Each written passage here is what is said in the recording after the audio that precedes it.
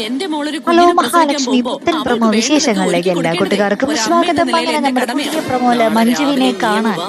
മഞ്ജുവിനെ കുഞ്ഞിനെ ഇല്ലാതാക്കാൻ നമ്മുടെ ദുർഗാമ്മ വരികയാണ്. എന്നിട്ട് പറയുന്നുണ്ട്, ഭയങ്കര അഭിനയമായിട്ടാട്ടോ വരുന്നേ.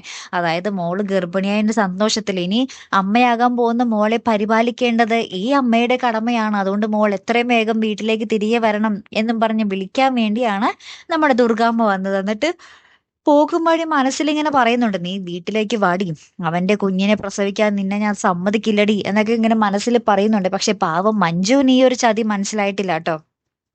പിന്നീടാണെങ്കിൽ നമ്മുടെ കണ്ണന് മഹാലക്ഷ്മിയും കൂടെ ക്ഷേത്രത്തിൽ പോകുവാണ്.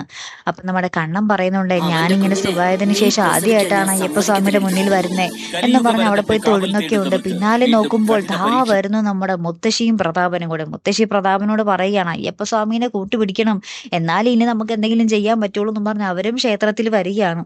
അപ്പൊ പെട്ടെന്ന് ഇവര് കാണുന്നുണ്ട്, നമ്മുടെ കണ്ണനും മഹാലക്ഷ്മിയും കാണുന്നുണ്ട് നമ്മുടെ മുത്തശ്ശിയും പ്രതാപനും കൂടെ ഇങ്ങോട്ടേക്ക് വരുന്നത്.